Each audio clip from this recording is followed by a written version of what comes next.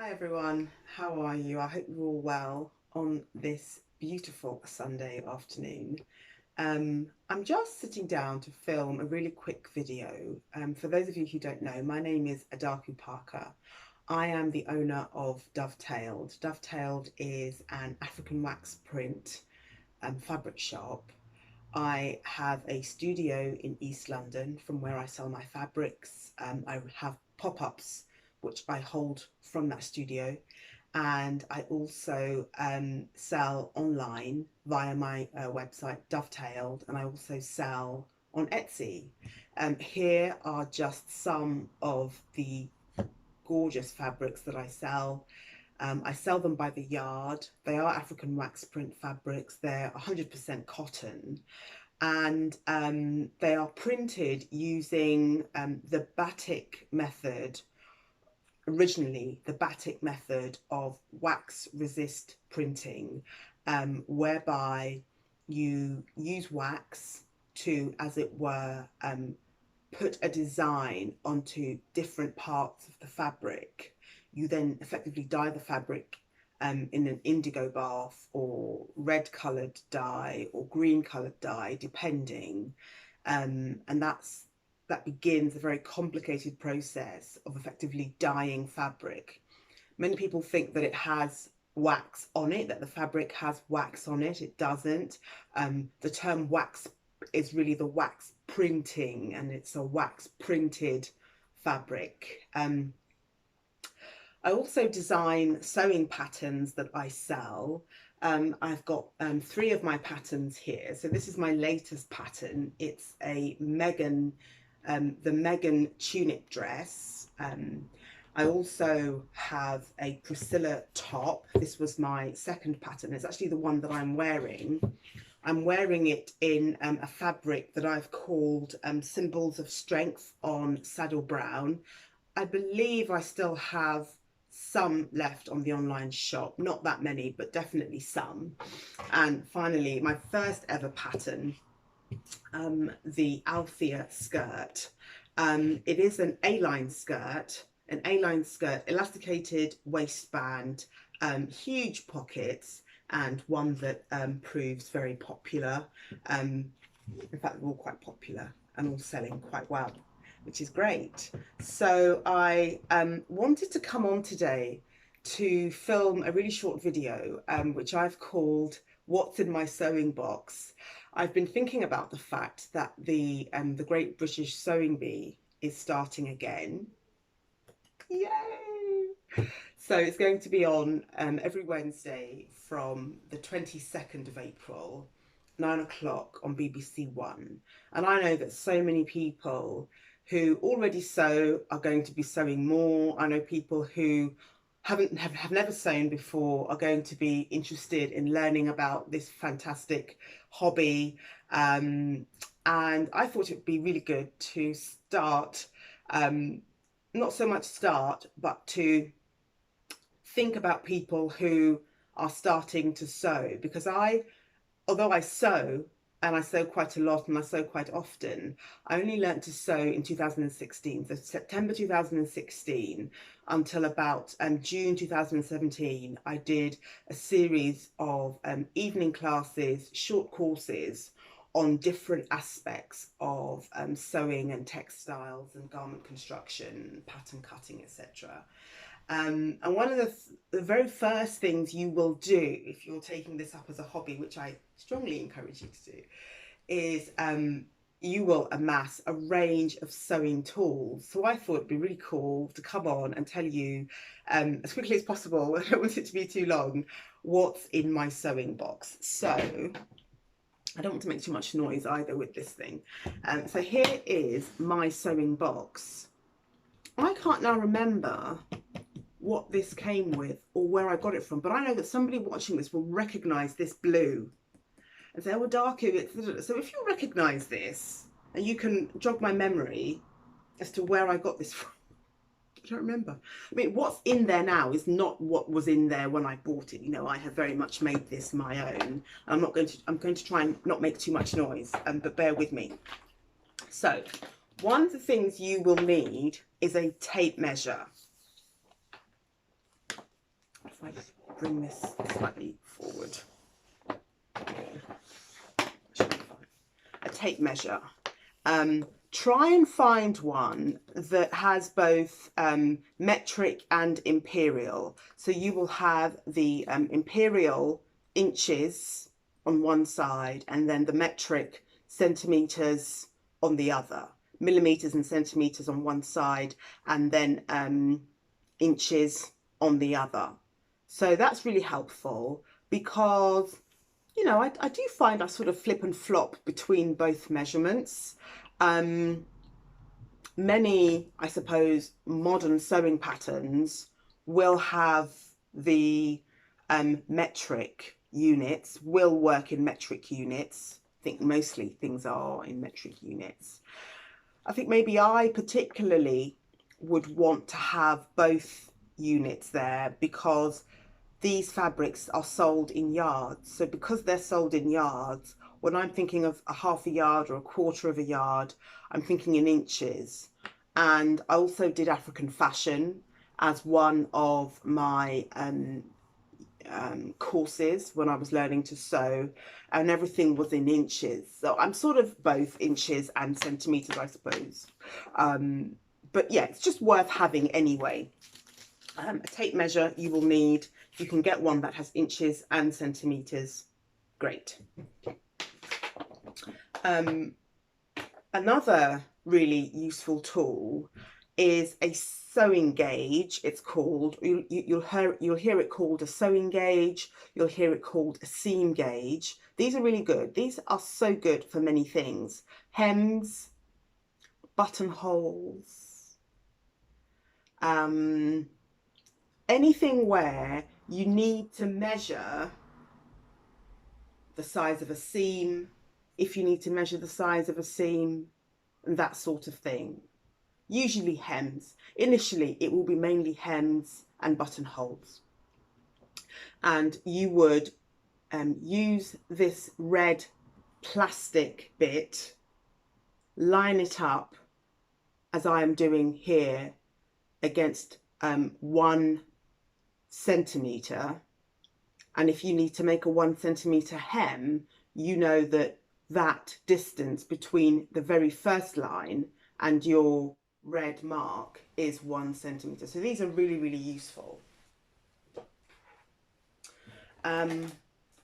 Something else that's great to have are sewing pins. There are so many different kinds of sewing pins.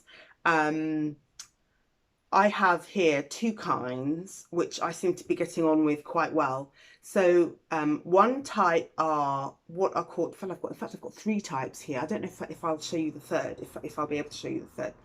One type is what we call flower head pins, literally because the head of the pin is shaped like a flower. These are plastic, and so they will melt if you iron over them. So try not to iron over them.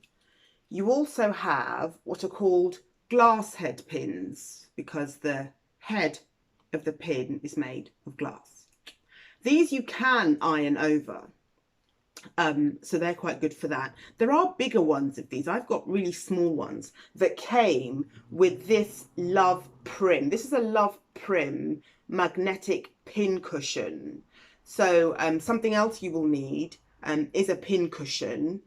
Here I have a Love Prim magnetic pin cushion. It's great. You know, especially with the children, it's great. You can just very easily kind of hoover up pins. So I love it for that. I also have, I believe these are called carbon steel pins. I'm not really a fan of these because they're so tiny. There isn't anything kind of, it's just all one colour, kind of silver colour. And the head is really small. And I don't know, maybe my fingers are just a bit too big for something like this. But look, there are various options of pins. And so, yeah, pins are definitely something that you will need. The other thing I'm going to turn to now, she says, trying not to make too much noise.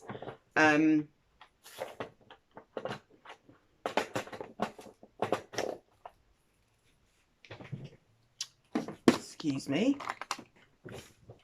Scissors. These, I mean, actually haven't got that many. I mean, there are folks who have loads of scissors. I haven't got that many at all, but I have a fair few. And there are various things you can do to make your sort of scissor life easier. So what do we have here? We have shears, okay? These are Friskar, Friskar, Friskars.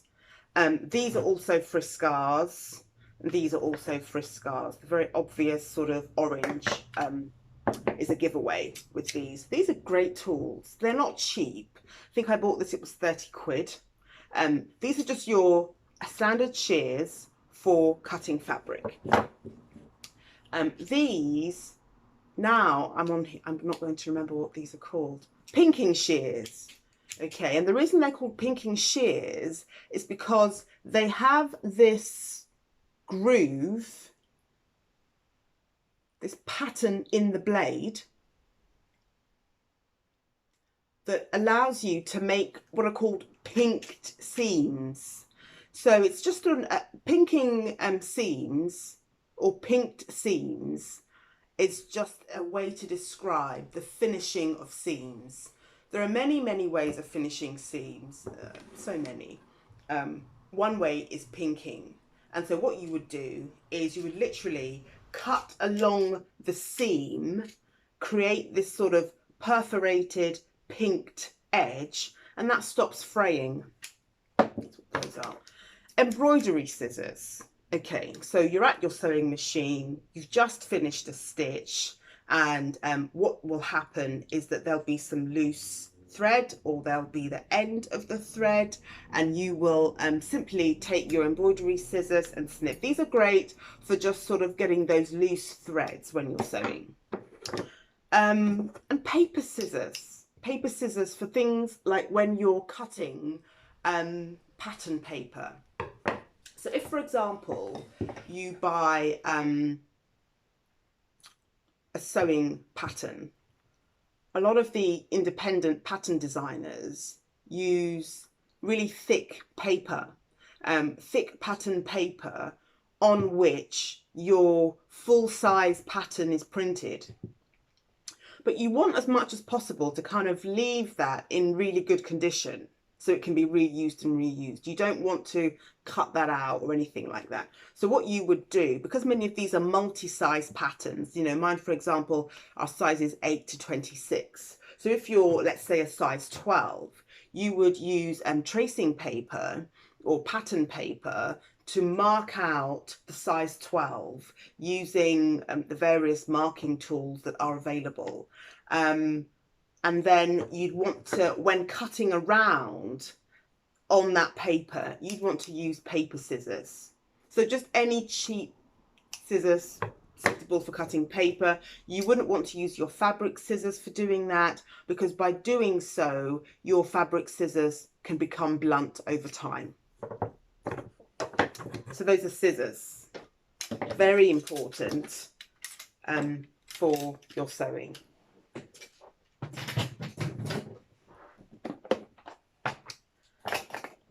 So another really useful marking tool is a rotary cutter. These are Olfa, actually. Olfa, I don't know too much about Olfa, but I obviously have one of their products. It's fine. It's not something I've used very much of. I think it's something that I struggle with. Maybe I don't really, obviously I know how to use it, but maybe there's a kind of a technique that makes these things easier to use that I'm just not that familiar with. I find that my wrist tends to wobble when I'm using this, but other people only use these and don't use scissors. But I just find that with scissors, I have more stability. So horses for courses, try both and see the one that you like. Other important tools are chalk. I say are, is chalk. I mean, chalk as well as other marking tools. So what will happen is that when you first come to cut out your fabric with your pattern, you will need to trace or transfer pattern markings onto the fabric. So on this garment, for example, you've got box pleats, inverted box pleats at the front and inverted box pleats at the back. You would have needed to transfer that from the pattern onto the fabric. There are various ways of doing it, really. So, choose whichever one works best for you. Chalk is a great one. Another good marking tool is something called carbon paper, C-A-R-B-O-N, paper. And what that does is that it literally transfers from the pattern onto the fabric. You would have placed the carbon paper face down onto the fabric, in between the pattern and the fabric, face down onto the pattern, face down onto the fabric, the wrong side of the fabric, and the carbon paper will literally leave the mark of the notch or constructional symbol that you have wanted to transfer. In this case, it would have been the box pleat. So the box pleat will be represented by about 4 or 5 lines, and you literally just transfer those lines. And what you will use are these. Again, the names are going to escape me.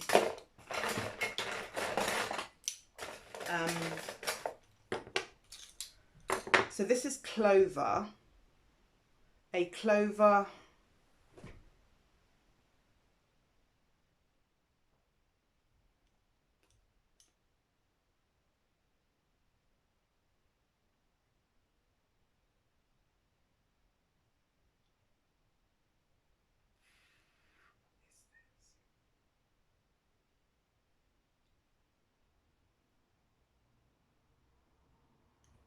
So these are marking tools. I've got quite a few of them. The one I use most is this one. You do have to press quite hard sometimes, but I like this one because it's perforated, but the perforations are quite smooth and it doesn't really tear the paper. This one I got free in a sewing kit, but I find that it does tend to cause some damage to the paper. This one is very, very smooth. It's completely smooth, in fact, and I don't find it that effective. This is what they call a Hera marker, H-E-R-A, and this is good when you want to make a mark onto the right side, and it will literally cause an indent in the fabric, but it won't leave any other sort of mark. May or may not be that effective. It depends on the fabric that you're using. So these are all really good. So I call them, these are tracing wheels. These 3 are tracing wheels. This is a Hera marker. This is chalk. And these are all different types of marking tools. I'm just going to say a bit more about chalk. There's, again, different kinds of chalk. When I first started sewing, I don't even know if these were being made. Maybe they were. These are very, very good. So this is clover, and I've got them in a few colours, actually. I've got the pink, the white, the blue, and that may be it. But literally, you can use these to mark onto your fabric. They're very, very powdery, and what I find sometimes is that the powder almost sort of literally just sort of washes away, just sort of blows away while you're working, which isn't great. What I find slightly better, in fact much better,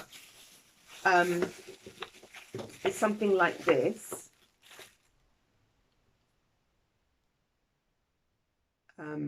you can buy these.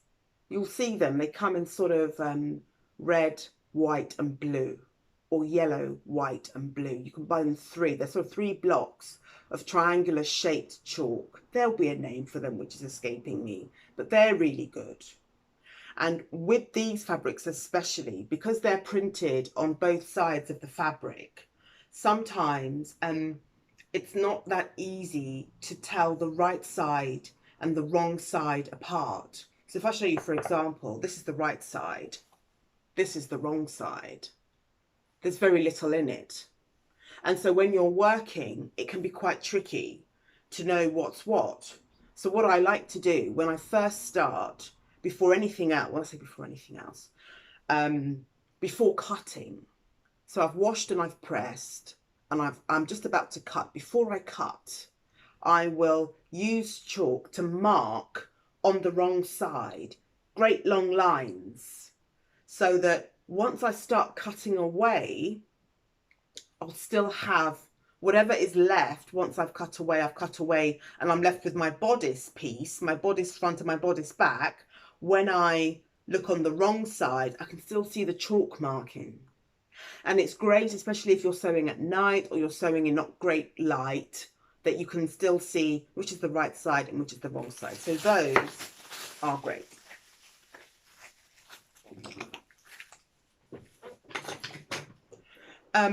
With your sewing machine will come sewing needles. I'm trying to find a decent, here we go. These are, okay, they're 80, lovely. So these are size 80 prim sewing needles, either 80 or 12. These are the numbers that you will see sewing needles in. I don't think I've ever seen 60, but there may be. 70 you will see, 80, 90, 100, 110 I haven't seen, but those are those four, 70, 80, 90, 100.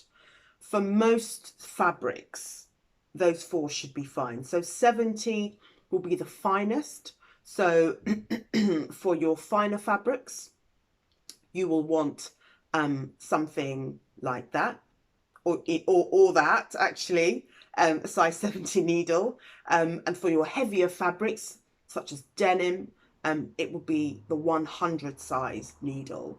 They also have, I think you've got the American conversion, which will be 10, 12, 14 and 16.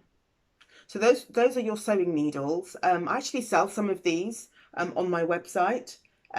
Obviously they're very useful. Jury's out on how often to change these. There's the school of thought that says change them when they're broken. That's obvious. There's the school of thought that says change them after every project. Depends how big the project is, surely. I mean, if this was a project, lovely though it is, and I change the needle immediately afterwards, I don't know about that. After a while, you'll know when they have begun to blunt, because they make this awful, this really sort of jarring noise on your machine. Best practice, change them after a while. So, just sort of play it by ear. To change them after every project might be extreme. Sorry if you change yours after every project. To change them when they're broken might mean you've left it a bit too long. So perhaps somewhere in the middle of those two. Every few projects, I don't know, if you've sewn every day for a week, that might be time to change your needles. I don't know. I think I may be in the wait till they've broken, which is terrible. But yeah, so those are sewing needles. Oops. I'm trying to think. I think that is actually most of it. I have another pair of paper scissors here. So machine feet.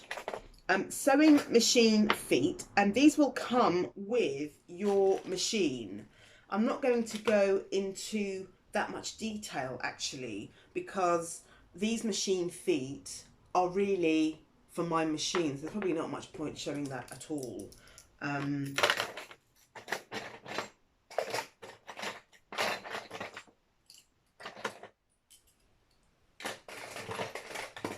This is really noisy.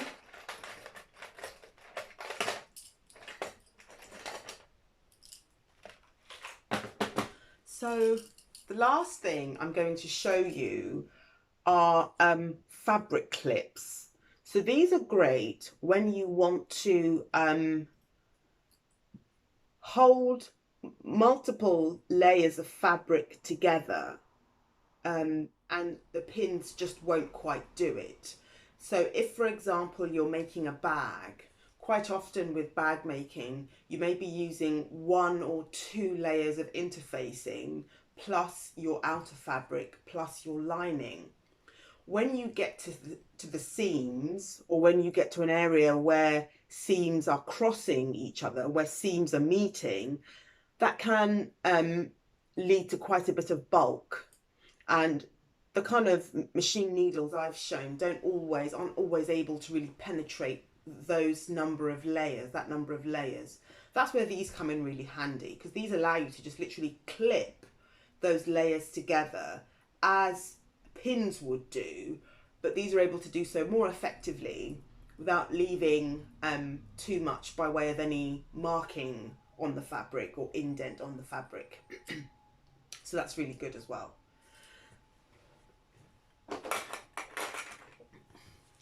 So I hope you have enjoyed that video. Please comment below and ask any questions at all about sewing tools. This really was a whistle stop tour. There are so many tools, so many products. You won't want to buy all of them. You won't need to buy all of them. What I've tried to show you are really essential tools. You know, these are tools that I use every day when I'm sewing, all the time when I'm sewing. I'm lucky enough to, with many of them, I've bought them once and they've lasted. So that's why I'm quite confident that if you were to invest in any of the ones that I've shown you, that you will also benefit from being able to buy them once, and hopefully, well, I say once, maybe, you know, replace them every 5 years, replace every 10 years, whatever. But generally, you're not just going to be buying them once and they're breaking after a very short period of time at all. So I hope you found that helpful. Do subscribe to my channel if you're not already subscribed.